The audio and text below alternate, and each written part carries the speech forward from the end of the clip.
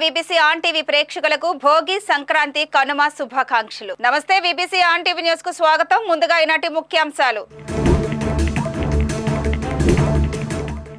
కశ్మీర్లోని సోనామార్గ్ సొరంగాన్ని ప్రారంభించిన ప్రధాని మోడీ, టన్నెల్ ఏర్పాటుతో కార్గిల్, లేహ్ ప్రాంతాలు అభివృద్ధి చెందుతాయని వ్యాఖ్య.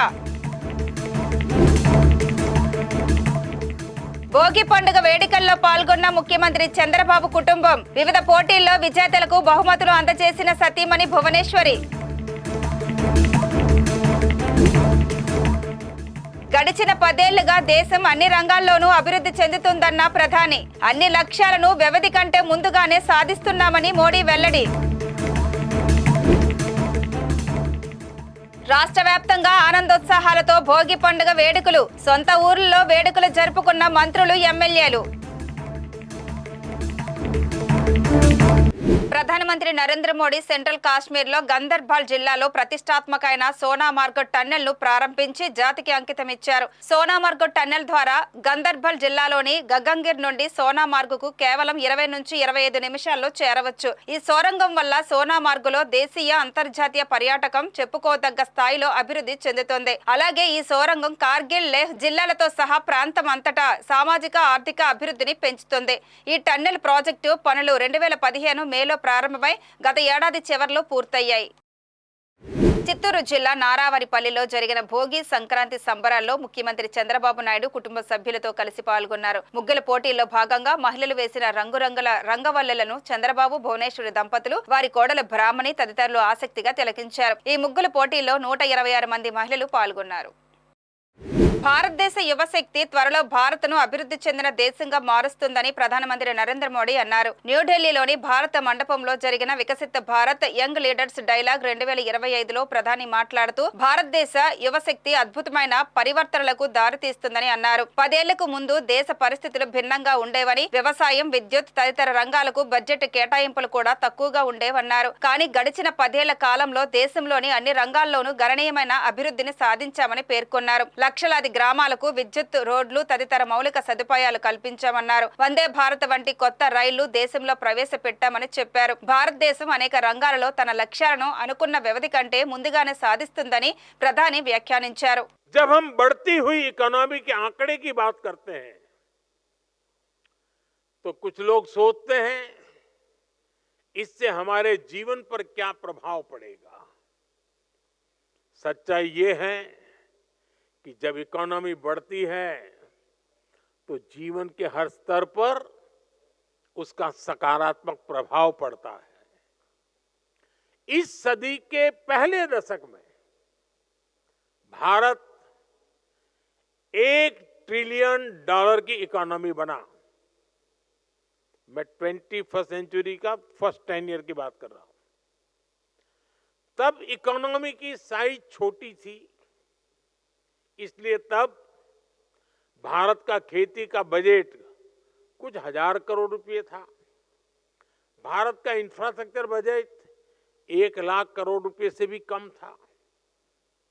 और उस समय देश की क्या स्थिति थी? उस समय ज्यादातर गांव सड़कों से वंचित थे, बिजली से वंचित थे, नेशनल हाईवे और रेलवे की स्थिति बहुत खराब थी। बिजली, पानी जैसी बुनियादी सुविधाओं से भारत का बहुत बड़ा हिस्सा वंचित था। साथियों, इसके कुछ समय बाद भारत $2 ट्रिलियन की इकोनॉमी बना। तब भारत का इंफ्रास्ट्रक्चर बजट 2 लाख करोड़ रुपए से भी कम था। लेकिन रोड, रेल, एयरपोर्ट, नहरें, गरीबों के घर, स्कूल, अस्पताल, ये सब पहले के मुकाबले कुछ ज्यादा होने लगे। फिर इसके बाद भारत तेजी से $3 ट्रिलियन का इकोनॉमी बना। नतीजा ये हुआ कि एयरपोर्ट की संख्या 2 गुनी हो गई। देश में वंदे भारत जैसे आधुनिक ट्रेनें चलने लगी। बुलेट ट्रेन का सपना जमीन पर उतरने लगा। भारत ने दुनिया में सबसे तेज गति से 5G का रोल आउट किया। देश की हजारों ग्राम पंचायतों तक ब्रॉडबैंड इंटरनेट पहुंचने लगा। 3 लाख से अधिक गांवों तक सड़कें पहुंच गई। नौजवानों को 23 लाख करोड़ रुपए का बिना गारंटी वाला मुद्रा लोन दिया। मुफ्त इलाज देने की दुनिया की सबसे बड़ी योजना आयुष्मान भारत शुरू की गई। किसानों के बैंक खाते में हर वर्ष हजारों करोड़ रुपए सीधे जमा करने की योजना शुरू हुई। गरीबों के लिए 4 करोड़ पक्के घर बनाए गए। यानी अर्थव्यवस्था जितनी बड़ी होती गई उतना ही ज्यादा विकास के कार्यों ने गति पकड़ी। బాపట్ల జిల్లా కారంచెడు గ్రామంలో దగ్గుపాటి పురంధేశ్వరి ఇంట్లో సంక్రాంతి సంబరాలు ఘనంగా జరుపుకున్నారు. పురంధేశ్వరి భర్త మాజీ మంత్రి దగ్గుపాటి వెంకటేశ్వరరావు కుటుంబ సభ్యులతో కలిసి భోగి వేడుకలు ఘనంగా నిర్వహించారు. ఇంటి ప్రాంగణంలో సంప్రదాయబద్ధంగా భోగి మంటలు వేసి కుటుంబ సమేతంగా భోగి వేడుకల్లో పాల్గొన్నారు.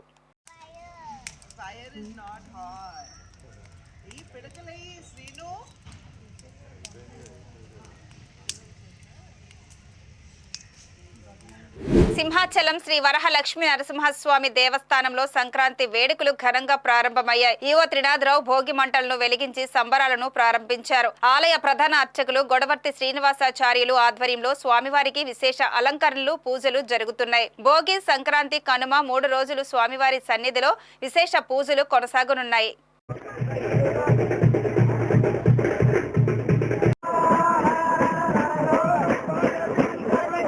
ఈ సందర్భంగా ఈవో త్రినాథరావు మాట్లాడుతూ సింహగిరిపై గ్రామాలను తలపించేలా పులి వేషాలు, తప్పటగుళ్ళు, కోలాటాలు మొదలైన వాటితో పల్లె వాతావరణాన్ని ఏర్పాటు చేశామని చెప్పారు.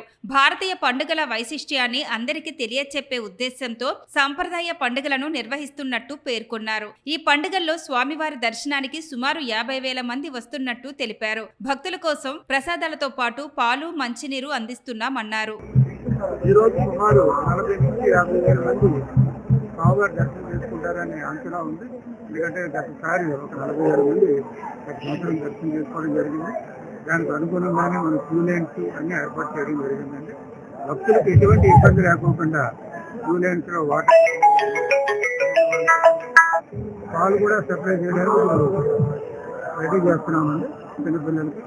కాబట్టి ఏదైతే దేవస్థానం వారు అరేంజ్ చేస్తున్నారు క్యూ లైన్స్ ద్వారా భక్తులందరూ వచ్చినట్టయితే స్వామివారిని దర్శనం చక్కటి వాతావరణం జరుగుతుంది.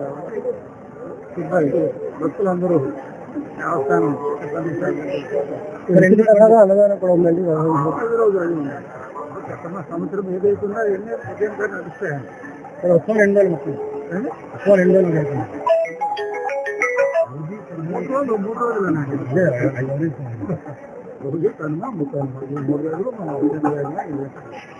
భోగభాగ్యాలు ప్రసాదించే భోగి పండుగను విశాఖ వాసులు ఆనందోత్సాహాల మధ్య జరుపుకున్నారు. వేకువజామునే తమ ముంగిట్లో భోగి మంటలు వేసి చీకట్లను తరిమి కొట్టారు. మనలోని సంకుచిత ఆలోచనలను మంటల్లో దగ్ధం చేయాలన్నదే దీని అంతరార్థం. ధనుర్మాస వ్రతం కూడా నేటితో పరిసమాప్తం అవుతూ గోదా కళ్యాణం నిర్వహిస్తున్న వేళ ఇది. విశాఖలోని ఎన్జీజీఓ కాలనీ శ్రీ వైభవ వెంకటేశ్వర స్వామి ఆలయంలో అబాల గోపాలం సంప్రదాయ దుస్తులు ధరించి మన వైభవాన్ని చాటుకున్నారు. మరింత సమాచారాన్ని మా విశాఖ ప్రతినిధి మూర్తి అందిస్తారు. విశాఖలో భోగి పండుగను ఆనందోత్సాహాల మధ్య జరుపుకుంటున్నారు. మనం చూసుకున్నట్లయితే ప్రస్తుతం ఎన్జీజీఓస్ కాలనీలో ఉన్న శ్రీ వైభవ వెంకటేశ్వర స్వామి ఆలయంలో వేకువజామునే భోగి మంటలు వేసి ఎంతోమంది ఇక్కడికి భక్తులు చేరుకుని స్వామివారిని దర్శించుకుని భోగి పండుగ వేళ ఎంతో ఆనందోత్సాహాల మధ్య జరుపుకుంటున్న పరిస్థితి ఉంది. కొంతమంది ఈ ధనుర్మాసంలో నెలగంట పెట్టిన మొదలు స్వామివారిని ఆరాధించే సాంప్రదాయం కూడా ఇక్కడ కొనసాగుతున్న పరిస్థితి ఉంది. ముఖ్యంగా మీరు చెప్పండి, ఈరోజు భోగి పండుగ విశిష్టత ఏంటి? మీ అందరూ ఉదయం లేచి నుంచి ఏం చేశారు? భోగి మంటలు ఎలా వేస్తున్నారు? ఎలా ఎంజాయ్ చేస్తున్నారు? మేము ఇల్లంతా శుభ్రం చేసుకొని లేచి తల నిండా స్నానాలు చేసి ఒంటి నిండా నలుగు పెట్టుకొని స్నానాలు చేసి ఒంట్లంతా అలుక్కొని ముగ్గులు పెట్టుకొని గుడికి వచ్చి ఇక్కడంతా భోగిమంటలన్నీ వేసుకొని పిడకలతోటి వేసుకొని మేము గోదా అమ్మవారితోటి భోగి చుట్టూ తిరిగి ఎంతో పవిత్రంగా చేసుకున్నాం. ఈ సంప్రదాయం పాతకాలం నుంచి వస్తుంది. అది ఇంకా ఉంచాలి, ఇంకా మన పిల్లలకు కూడా చెప్పాలి అని అనుకొని ఆ సంప్రదాయంతో మనందరం చేస్తున్నామండి. ఇన్ని రోజులు ఇంట్లో ఉన్న పాతవన్నీ బయట వేసి భోగి మంట చేస్తున్నామండి. మనంతా కొత్త దానికి మన స్వాగతం పలుకుతూ మన పిల్లలని అందరినీ సంప్రదాయంగా చేసుకుంటున్నామండి. అమ్మా మీరు చెప్పండి అమ్మా, ఉదయం నుంచి ఏం చేస్తారు? అసలు భోగి పండుగ విశిష్టత ఏంటి? పిల్లలకి భోగి పళ్ళు పోయడం అన్నీ ఉంటాయి కదా, ఈ సంప్రదాయం గురించి పొద్దున్న లేచి ప్రతి నెల కూడా ఈ నెల రోజులు పాసురాలు చదువుతామండి. నెల రోజులు పాసురాలు చదివి ఈరోజు ఆఖరి రోజు గోదా కళ్యాణం అవుతుంది. ఈరోజు పొద్దున్నే లేచి నలుగు పెట్టుకొని స్నానం చేసి మా పిల్లలకు కూడా వాళ్ళందరూ బయట ఊర్లో ఉన్నారు, వాళ్ళకి అవన్నీ నేర్పించాము. నలుగు పెట్టి స్నానాలు చేసి గుడికి వస్తారు పొద్దున్న. ఈరోజు సాయంత్రం కళ్యాణం అవుతుందండి. సర్వమంగళ స్వరూపం సకల శక్తి సమన్వితం త్వం భజే వైభవ వెంకటేశం విశాఖ నగరాధిపం. వైభవ వెంకటేశ్వర గుడిలో ప్రతిదీ సంప్రదాయబద్ధంగా జరుగుతుంది. భోగి మంటలు వేయడం, ఇక్కడ విలేజ్ది మీరు చూసారు వాతావరణం, అందరూ వచ్చి ఇవి చూసి నేర్చుకొని ఆచరిస్తారండి. మనం ఆచరించి మన భావితరాలకు చెప్పాలి, వాళ్ళకి ఇవన్నీ నేర్పించాలని మేము కోరుకుంటున్నామండి. మీరు చెప్పండి, మీకు ఎలా అనిపిస్తుంది చిన్నప్పటి నుంచి పండుగలు సంప్రదాయబద్ధంగా చాలా బాగుందండి. పల్లెటూర్లకు వెళ్ళలేకపోయామనే బాధ అనేది లేకుండా ఇక్కడ స్వామి మార్నింగ్ భోగి మంటలు స్వామి కర్పూరం పెట్టి వెలిగిస్తారు. మగపిల్లలు కూడా అందరూ పల్లెటూరు వాతావరణాన్ని ఇక్కడ కల్పిస్తారు. 30 రోజులు పాసురాలు చదువుతారు. విశేషమైన ప్రసాదాలు కూడా ఉంటాయి. ఎక్కడెక్కడి నుంచో భక్తులు విపరీతంగా వస్తుంటారు. ఈవినింగ్ గోదా కళ్యాణం అవుతుందండి. గోదా కళ్యాణంతో ఇది భోగి గోదా కళ్యాణంతో తిరుపతి ముగుస్తుంది అనమాట. చాలా పండగల విశిష్టత ఏంటమ్మా? అసలు పెద్ద పండుగ వస్తుందంటే ఒక నెల రోజుల ముందు నుంచే కళ మొదలవుతుంది ఊళ్ళల్లో. అంటే అసలు ఈ పండగ అనేది పల్లెటూరి వాతావరణాన్ని ప్రతిబింబిస్తుందండి. పల్లెటూరులోనైతే కొత్త పంట చేతికి వస్తుంది. ఆ పంట చేతికి తీసుకొని పరవన్నం వండుకోవడం కొత్త బియ్యంతో ఇవన్నీ స్టార్ట్ అవుతుంది. ఆ పల్లెటూరు నుంచి మన పట్టణానికి కూడా ఈ సాంప్రదాయం కొనసాగుతుంది ఇప్పుడు ఈ మధ్యకాలంలో. అయితే ఈ వైభవ వెంకటేశ్వర స్వామి దివ్యక్షేత్రం వల్ల మా కాలనీలో కూడా అందరూ పల్లెటూరులో ఎలా పండగ జరుపుకుంటారో అదే విధంగా మన కాలనీలో కూడా ఈ వైభవ వెంకటేశ్వర స్వామి దయ వలన కాలనీ వాళ్ళందరం ఒక దగ్గరే కూడి ఈ ధనుర్మాసం 30 రోజులు 30 పాసురాలు చదువుకొని చక్కగా మేము పాల్గొంటున్నాం. అలాగే మాది వనమాలి గ్రూప్ ఉందండి. వనమాలి 11 మందితో తను రోజు చిలుకలు అవి చేస్తుంది. అలాగే మాలలు కడతాము ఈ 30 రోజులు స్వామికి సమర్పిస్తాం. ఈ విధంగా అందరం ఒక దగ్గర కూడి ఈ పల్లెటూరి వాతావరణం ప్రతిబింబించి ఈ వైభవ వెంకటేశ్వర స్వామి దయ వల్ల మేమందరం కలిసిమెలిసి అన్యోన్యంగా జరుపుకుంటున్నాం. మీరు చెప్పండి మా పండగల గొప్పతనం ఏంటి, మనం ఎందుకు చెప్పాలి? జై శ్రీమన్నారాయణ. విశాఖపట్నంలో ఉంటున్నాం మేము. ఇక్కడ వైభవ వెంకటేశ్వర స్వామి దగ్గర నేను 5 సంవత్సరాలుగా నేను సేవ చేసుకుంటున్నాను. స్వామి దయ వల్ల మాకు అంతా శుభంగా బాగా జరుగుతుంది. తర్వాత విలేజ్లోని భోగి మంటలు అలాగా పిండి వంటలతోటి పిల్లలు ఆడుకొని చాలా సరదాగా సంతోషంగా ఉంటారు. కాకపోతే మేము విశాఖపట్నంలో ఉంటాం కనుక మాకు కొన్ని విషయాలు మాకు అంతగా తెలీదు. తర్వాత పిల్లలు అలాగా ఆడుకునే విధంగా చెప్తున్నాము, చాలా తెలుసుకుంటున్నారు. అలాగే నేటికి 23 సంవత్సరాలుగా ఈ స్వామి టెంపుల్ ఓపెన్ అయ్యింది. అలాగే సేవ చేసుకుంటున్నాం, అందరం వాలంటీర్గా మేము ఇక్కడ సేవ చేసుకుంటున్నాం. జై శ్రీమన్నారాయణ. చిన్నపిల్లలు అయితే సాంప్రదాయబద్ధంగా తయారయ్యారమ్మా. పండుగ ఏంటో ఎలా చేసుకున్నారు? జై శ్రీమన్నారాయణ. నేను 2 ఇయర్స్ నుంచి ఇక్కడ ఉన్నాను. నాకు చాలా బాగా అనిపించింది. నేను రోజు లేచి గుడికి వెళ్తున్నాను. భోగి 30 డేస్ కూడా నేను వెళ్ళి వచ్చాను. స్కూల్కి టైం అయిపోతున్నా సరే నాకు ఈ గుడి చాలా ఇష్టము. జై అంటే మా ఫ్రెండ్స్ వాళ్ళు చేసుకుంటారు, మా ఇక్కడ మేము చేసుకుంటాము. నాకు అచ్చం విలేజ్లోగా మొత్తం చేసినట్టు అనిపించింది. జై శ్రీమన్నారాయణ. ఈ పండుగలు గొప్పతనం మన పిల్లలకి భావితరాలకి ఎలా చాటి చెప్పాలి? మన బాధ్యత ఏంటి? పిల్లలకి ముందు తెల్లవారే లేచి వాళ్ళ కాలకృత్యాలు తీర్చుకొని గుడికి వచ్చి ఇలా నేర్పించాలి. వాళ్ళకి ప్రతిదీని ఉదయం లేచి తెల్లవారు లేగడం మెయిన్ నేర్పించాలి. వాళ్ళకి అవన్నీ నేర్పిస్తే చాలా బాగుంటుంది. కొంతమంది సాంప్రదాయవాదులు అయితే ఉన్నారు. అమ్మ మీరు చెప్పండి, అసలు పిల్లలకి ఎలా నేర్పించాలి? అసలు ఈ రోజుల్లో వేష భాషలన్నీ మారిపోతున్నాయి. పిల్లలు మన సంప్రదాయాన్ని కాపాడుకోవాలంటే ఇలాంటి పండుగలు ఏ విధంగా దోహదపడతాయి? అది పిల్లలందరూ ఇప్పుడు యూట్యూబ్లో చూసి ఏదో రీల్స్ చేయడానికి మాత్రమే తయారవుతున్నారండి. అలా కాకుండా పొద్దున్నే లేచి స్నానం చేసి, అంటే భోగి విశిష్టత అంటేనే భోగి మంటలు వేయడం, వాళ్ళే కర్రలు తీసుకొచ్చి ముందు 3 రోజుల నుంచి రెడీ చేసి ఉంచి పొద్దున్నే వేయాలి. నలుగుతో స్నానం చేయాలి. ఇవన్నీ వాళ్ళకి నేర్పించాలి. పిండి వంటలు కూడా ఇంట్లో తయారు చేసుకోవాలి. మనం హోమ్ ఫుడ్స్లో తెచ్చుకోకూడదండి, ఇంట్లో తయారు చేసుకొని ఇవ్వాలి. ఇవన్నీ మనం పిల్లలకి నేర్పించాలి. అప్పుడే వాళ్ళు బయట ఊళ్ళకి వెళ్ళినా ఎక్కడికి వెళ్ళినా కూడా ఇవి పాటిస్తారండి. ఫారెన్లో కూడా పాటిస్తున్నారు, మన వాళ్ళే తగ్గిస్తున్నారు. ఇవన్నీ అందరూ పాటించాలని మేము కోరుకుంటున్నాం. జై శ్రీమన్నారాయణ. ఇది మన సంస్కృతి మన సాంప్రదాయాలను కాపాడుకునేందుకే మన పూర్వీకులు పండుగలు అనేవి ఏర్పాటు చేశారు. వీటిని పదిలంగా కాపాడుకోవాలి, భావితరాలకు మన సాంప్రదాయాలని ఒక వారసత్వంగా అందించాలనే భావన అయితే ఇక్కడ వినిపిస్తుంది. వీడియో జర్నలిస్ట్ ప్రేమ్తో Murthy, BBC on TV, Visakhapatnam. Jangareddygudem police station పరిధిలో కొందరు వ్యక్తులు మోటారు సైకిళ్లను చోరీ చేసి వాటిని తప్పుడు ధృవపత్రాలతో రైతులకు అమ్మారు. కాగా చోరీకి పాల్పడ్డ నిందితులను జంగారెడ్డిగూడెం పోలీసులు పట్టుకున్నారు. Pithapuram Telugudesam party incharge SVSN Varma ఆఫీసులో మీడియా సమావేశం ఏర్పాటు చేసి వివరాలను తెలిపారు. ఈ సందర్భంగా వర్మ భారీ స్థాయిలో దొంగిలించబడ్డ ద్విచక్ర వాహనాలను పట్టుకున్న పోలీసులను అభినందించారు. మోటార్ సైకిళ్లు కొనుగోలు చేసిన రైతుల డబ్బులు వారికి తిరిగి ఇప్పించే ఏర్పాటు చేయాలని ఏలూరు రేంజ్ డీఐజీని కోరినట్టు తెలిపారు. అలాగే నిందితులపై చట్ట ప్రకారం తగు చర్యలు తీసుకోవాలని విజ్ఞప్తి చేశారు. మార్కెటింగ్ మేనేజర్స్ టీము ఇప్పుడు పిఠాపురం నియోజకవర్గంలో గొల్లపురం మండలంలో ఒక టీము, అలాగే వెస్ట్ గోదావరిలో ఒక టీము, ఏలూరులో ఒక టీము, అంత వ్యాప్తి చెంది మర్రి చెట్ల ఉన్న వ్యక్తి దొరికాడు. 35 బళ్ళకి 18 బళ్ళు, గొల్లపురం పోలీస్ స్టేషన్ జ్యూరిడిక్షన్లో 20 బళ్ళు రికవరీ చేశారు. ఇవి ఎలా చేస్తున్నారు వాళ్ళు? బళ్ళు దొంగతనం చేసిన వెంటనే టీంకి ఇచ్చిన వెంటనే వాళ్ళు కలర్లు వేసి దానికి దొంగ నెంబర్లు సృష్టించి కాగితాలు పట్టుకొని ఈ పల్లెటూర్లు అంటే వెళ్తున్నారు. పల్లెటూరులో రైతులకి ఇవన్నీ తెలియదు కదా. ఆ కాగితాలు చూపించి బళ్ళు అమ్ముతున్నామంటే 70,000కి, 80,000కి, లక్షకి, 50,000కి బండి షోకుని, బండి అందాన్ని బట్టి రేటు అమ్ముతున్నారు. ఇది చాలా రోజుల నుంచి జరుగుతూ ఉంది వ్యాపారం. ఈ వ్యాపారం కూటమి ప్రభుత్వంలో పోలీసుల యొక్క పట్టుదలతో వాళ్ళు పెట్టిన దృష్టితో ఈ దొంగలను పట్టుకోవడం జరిగింది. అది ఎవరు పట్టుకున్నారంటే జంగారెడ్డి పోలీసు. పట్టుకున్న కంపెనీ యజమానిని పట్టుకున్నారు. అందులో ఉన్న పార్ట్నర్స్ ఎవరైతే ఉన్నారో మార్కెటింగ్ టీం ఉంది కదా, దొంగతనం చేయడం పెద్ద పనే కదా, దొంగతనం చేసేచ్చు, అమ్మాలి కదా. అమ్మి టెక్నాలజీ ఉన్నవాడే పెద్ద దొంగ. ఆ దొంగలు ఇక్కడ గొల్లపురం పిఎస్ జ్యూరిడిక్షన్లో ఉన్నారు. నేను కాకినాడ డిఎస్పీ గారికి పలుమార్లు ఈ విషయమై నేను దగ్గర గత 2-3 నెలల నుంచి చెప్తా ఉన్నాను. వారికి సమయం లేక ఇంకోటి లేక దీన్ని పట్టించుకోలేదు. ఇవాళ ఇవన్నీ బయటకు వచ్చి చిన్న అవ్వాల్సిన ఈ దొంగతనాలు ఒక సాక్షాత్ ఉప ముఖ్యమంత్రి స్థాయి చెవిలో పడ్డాయి అనుకుంటే కారణం ఈ టైపు పద్ధతిలో ఉండడం. ఈ దొంగతనాలు జరిగినాయి. ఈ బళ్ళు వల్ల ఇంకా 3 పోలీస్ స్టేషన్లో 60-70 బళ్ళు ఉంటాయి మాయి.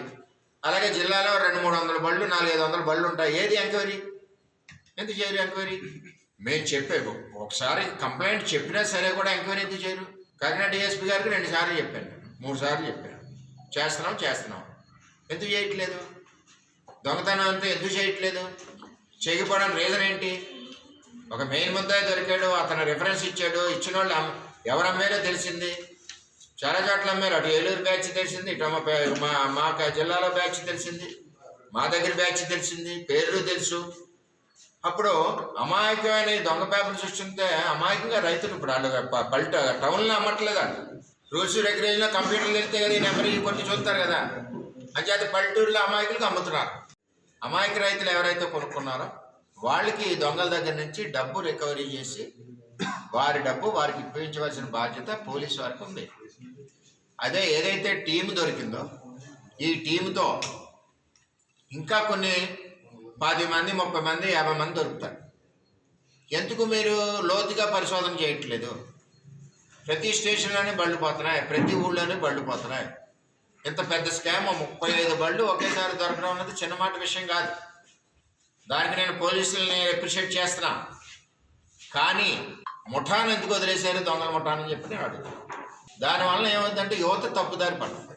అదే గ్రామంలో యువత ఏమనుకుంటుంది, పలానాడు బండి తెచ్చి అమ్మేసేట్రా, డబ్బులు మిగిలిన పోలీసు ఏం చేయలేదురా, మనకు కూడా ఈజీగా ఉంటుందని చెప్పి ఇంకా దొంగతనాలు పెరుగుతుంది. దయచేసి మీరు వాళ్ళ మీద చట్టపరమైన చర్యలు వెంటనే తీసుకోవడం ఒకటి, రైతులు డబ్బులు రికవరీ చేసి ఇవ్వడం ఒకటి. అదేవిధంగా నాకాబందీ కార్యక్రమం కనీసం నెలకొకసారైనా నాకాబందీ ఎక్కడికక్కడ పెడితే మా నియోజకవర్గంలో మరి డిప్యూటీ సీఎం గారు చెప్పినట్టు ఇవన్నీ కూడా అరెస్ట్ అవుతాయి, గంజాయిలు కంట్రోల్ అవుతాయి, దొంగతనాలు కంట్రోల్ అవుతాయి. అలాగే ఈ బళ్ళు దొంగతనం చేసిన జ్యూరిడిక్షన్ ఎక్కడైతే ఉందో గొల్లపురం మండలంలో ఉన్న వాళ్ళని వీటన్నిటి మీద కూడా చర్యలు తీసుకుంటే పర్ఫెక్ట్గా ఉంటాయని చెప్పి నేను తెలియజేస్తూ ఇది కూడా నేను పై అధికారులకు కూడా నేను కంప్లైంట్ ఇవ్వడం జరిగింది.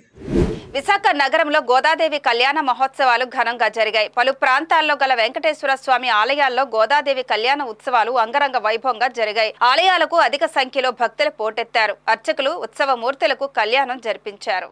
విశాఖలోని వైష్ణవ ఆలయాల్లో గోదాదేవి కళ్యాణ మహోత్సవాలు వైభవంగా జరిగాయి. భక్తులు అధిక సంఖ్యలో సంప్రదాయ దుస్తుల్లో ఉత్సవాల్లో పాల్గొన్నారు. అర్చకులు ఆధ్వర్యంలో గోదాదేవి కళ్యాణ ఉత్సవాలు అంగరంగ వైభవంగా నిర్వహించారు. ఆలయాల్లో కళ్యాణ ఉత్సవాల కారణంగా పండుగ శోభ సంతరించుకుంది. మహిళలు, పిల్లలు, పెద్దలు ఉత్సాహంగా కళ్యాణ ఉత్సవాల్లో పాల్గొన్నారు. ఆలయాలను విద్యుత్ దీపాలతో సర్వాంగ సుందరంగా అలంకరించారు.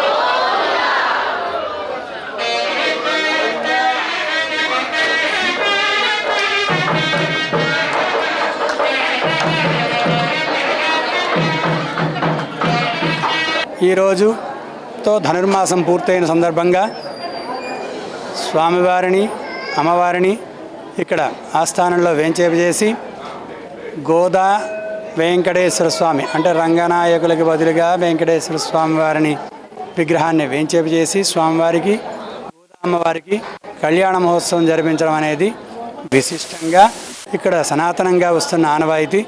విశాఖ మార్కెట్లో సంక్రాంతి స్పెషల్ కుండ బెల్లం విక్రయాలు జోరుగా సాగుతున్నాయి. ఏడాదిలో ఒక్కసారి మాత్రమే కనిపించే ఈ బెల్లానికి ఓ ప్రత్యేకత ఉందండోయ్. అదేంటో తెలుసుకోవాలని ఆసక్తి ఉందా? అయితే ఈ కథనం చూడాల్సిందే.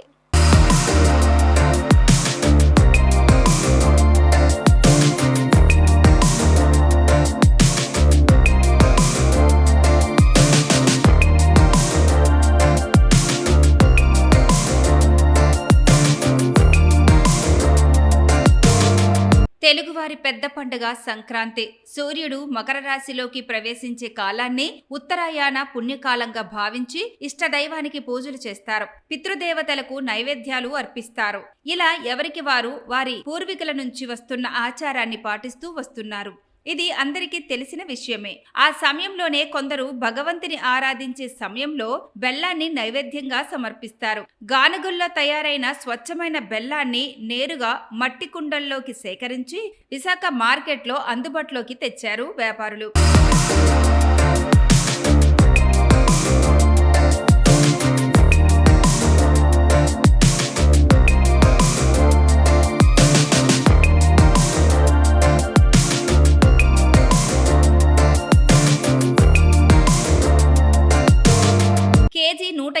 రూపాయల నుండి విక్రయిస్తున్నట్లు వ్యాపారులు చెబుతున్నారు. సంక్రాంతి పండుగ రోజుల్లో మాత్రమే కనిపించే ఈ కుండ బెల్లం ఉమ్మడి శ్రీకాకుళం జిల్లా పాలకొండ సమీపంలో ఉన్న కొల్లివలస, గుత్తావిల్లి, నిమ్మతొర్లాడ, నారాయణపురంతో పాటు సంతకవటి మండలం, బూర్జ మండలంలోని కొన్ని గ్రామాల్లో రైతులు ఎటువంటి రసాయనాలు కలపకుండా తయారు చేస్తారని వ్యాపారులు చెబుతున్నారు. ఏడాదిలో ఒక్కసారి మాత్రమే, అది సంక్రాంతి పండుగ రోజుల్లో మాత్రమే కనిపించే ఈ కుండ బెల్లాన్ని కొనేందుకు నగర ప్రజలు ఆసక్తి చూపిస్తున్నారు.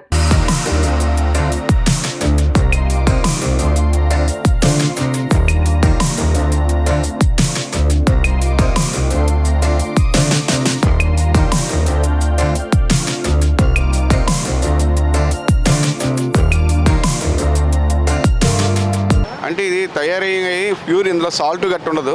నెక్స్ట్ పండగ రోజుల్లోనే దీన్ని తయారు చేస్తారు. ఇది శ్రీకాకుళం డిస్ట్రిక్ట్ నుండి, పల్లెటూరు నుండి వస్తుంది. పలానా ప్రాంతం నుండి పల్లెటూరులో శ్రీకాకుళం జిల్లా నుండి ఉంటుంది మొత్తం టోటల్గా. అది రాదమ్మా, ఈ రాదు. ఇది ఏంటంటే అది సాల్ట్ బెల్లం, అది ఇది సాల్ట్ లేకుండా ఉంటుంది. అంటే పూర్వం నుండి ఆనవాయితమ్మా దేవుడికి పెట్టుకోవడానికి సంక్రాంతి అని. అది కేజీ 2 కేజీలు ఇలా ఉంటుంది. పండగ రోజుల్లో తెచ్చి అమ్ముతాం అంతే, ఉత్తప్పుడు అమ్మం. ఒకలా ఉంటే ఉంటుంది, లేకపోతే అక్కడ ఉత్తప్పుడు దొరకదు. పండగ రోజుల్లో దొరుకుతుంది. సేల్స్ పర్లేదండి, 2 రోజులు బాగానే ఉంటుంది. కొంటారు, తెలిసి కన్ఫర్మ్గా కొంటారు, ఎక్కువ శాతం కొంటారు. మరి ఎవరు అంటే ఈ ఊర్లో వెళ్ళిపోవడం ఎక్కువ జరుగుతుంది కాబట్టి కొద్దిగా సేల్స్ తక్కువ ఉంది. తెస్తాం, 300, 400 వరకు తెస్తాం రోజు కదమ్మా. టోటల్గా తెస్తాము, అయిపోతే మళ్ళీ తెస్తాము. అవ్వకపోతే మరి సంవత్సరానికి ఒకసారి తెస్తామమ్మా, సంక్రాంతికే. వేరే రోజుల్లో తేము. ఒకళ్ళు ఉన్న లేదమ్మా, ఓన్లీ సంక్రాంతికే. ఉగాదికి కూడా తేము.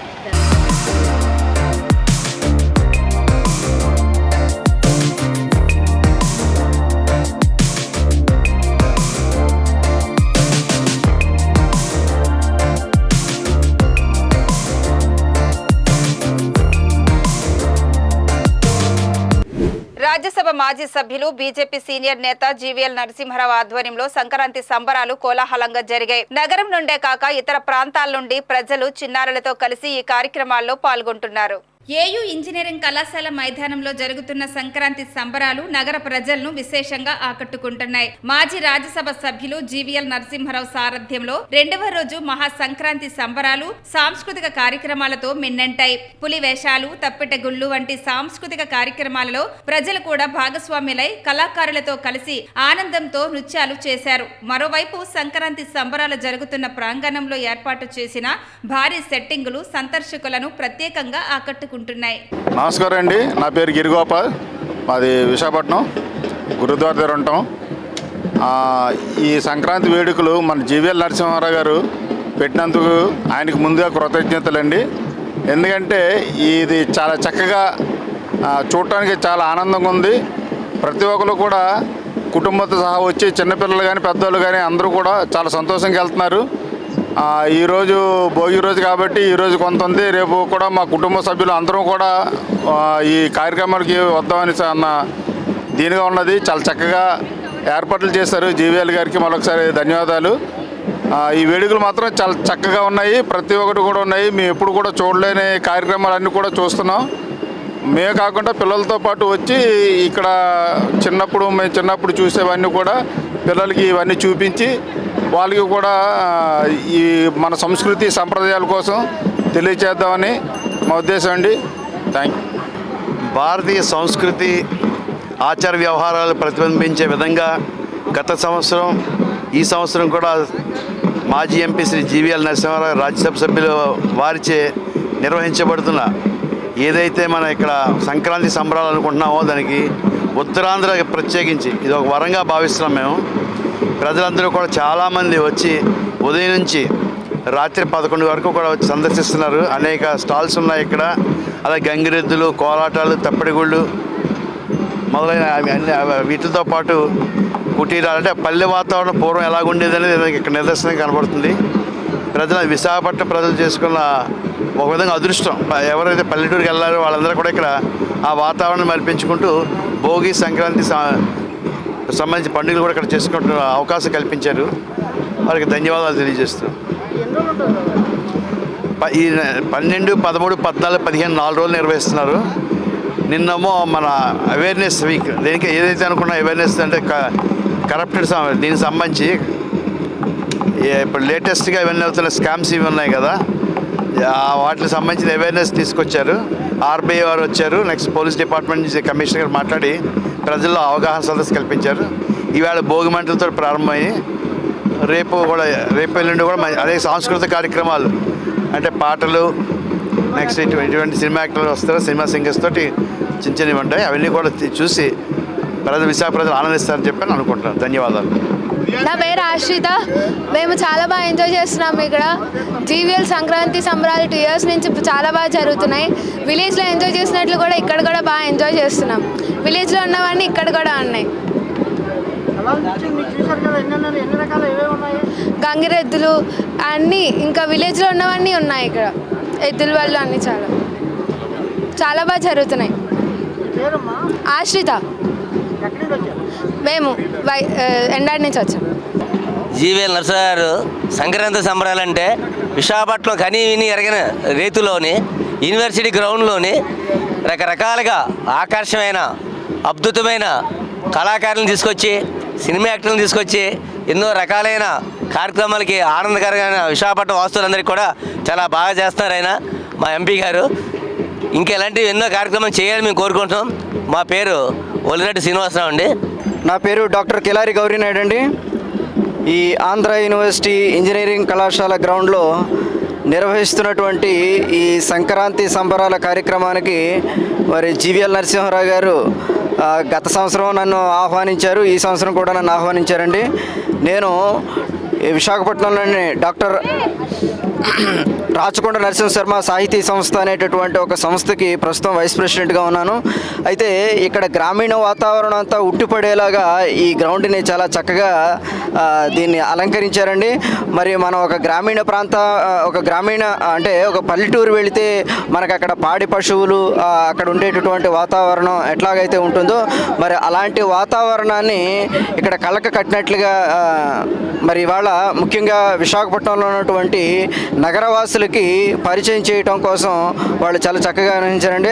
అలాగే ఉత్తరాంధ్రలో ఉన్నటువంటి గొప్ప గొప్ప కళాకారులు ఉన్నారండి. మన కళాకారులకి పుట్టినిల్లు మన ఉత్తరాంధ్ర, శ్రీకాకుళం నుంచి అట్లాగే విశాఖపట్నం, విజయనగరం జిల్లాల నుంచి వచ్చినటువంటి కళాకారులతో చాలా అద్భుతమైనటువంటి ప్రదర్శనలు నిర్వహించారండి. నా పేరు మహేష్ అండి. మేము సీతంపేట నుంచి వచ్చాం. ఇక్కడ ఈ వాతావరణం, పల్లెటూరు వాతావరణం, ఈ సంక్రాంతి సంబరాలు, జీవీఎల్ సంక్రాంతి సంబరాలు 2వ సంవత్సరం చాలా గ్రాండ్గా అరేంజ్ చేశారు. ఇక్కడ మా పిల్లలకి అంటే మేము విశాఖపట్నం స్థానికులు అవడం వల్ల పల్లెటూరు వాతావరణం తెలియదు. ఇదంతా మన ఈ కళలు, ఈ గంగిరెడ్లు ఇవన్నీ వాళ్ళకి కొత్తగా చూస్తున్నారు. ఇప్పుడు మన ఉత్తరాంధ్ర కళాకారుల, మన అరకు ట్రైబల్ డ్యాన్స్ కానీ, ఉత్తరాంధ్ర కళాకారులు ఇది కానీ బాగా ఎంజాయ్ చేస్తున్నారు పిల్లలు. అందరికీ సంక్రాంతి శుభాకాంక్షలు. ఈ వార్తలు ఇంతటితో సమాప్తం. మరిన్ని విశేషాలతో మళ్ళీ కలుద్దాం. అందరికీ సెలవు. నమస్కారం.